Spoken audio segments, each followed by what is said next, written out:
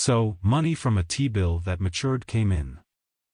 I am going to recycle the money into the upcoming 6 months T-bill, which will have its auction on June 8th, which is next Thursday. Just keeping my 6 months T-bill ladder intact and not doing anything earth-shattering.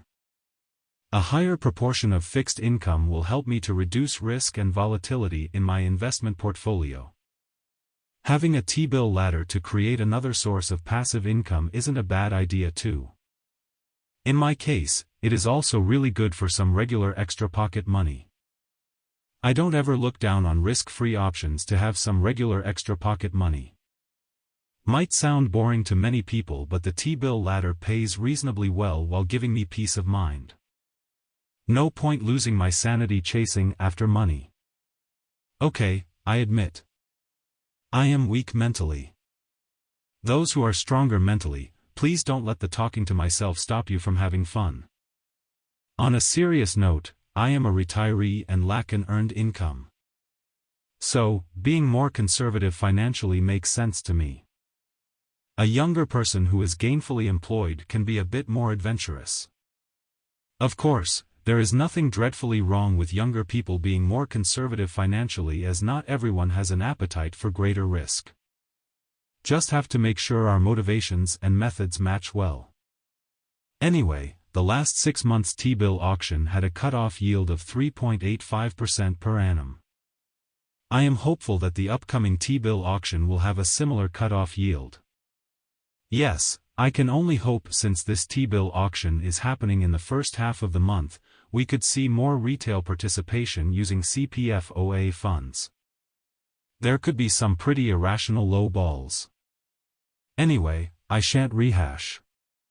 I will leave the link to the blog in the description below if anyone is interested in reading about the possibility.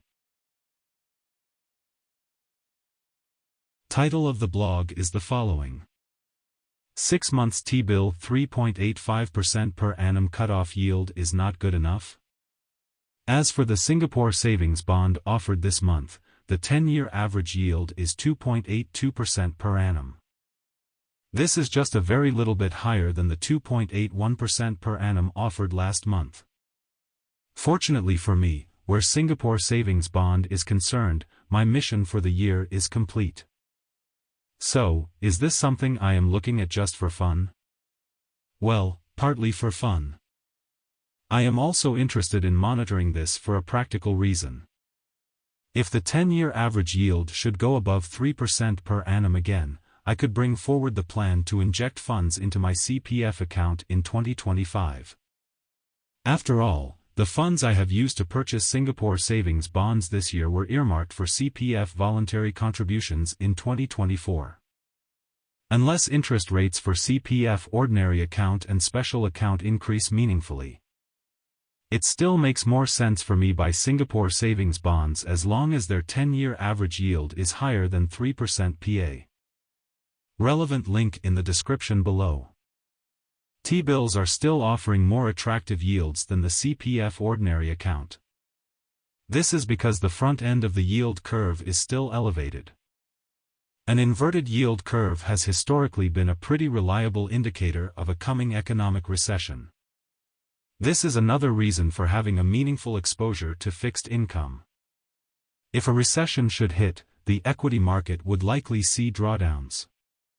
Then, I could dismantle my T-bill ladder to increase my exposure to equities. If AK can talk to himself, so can you.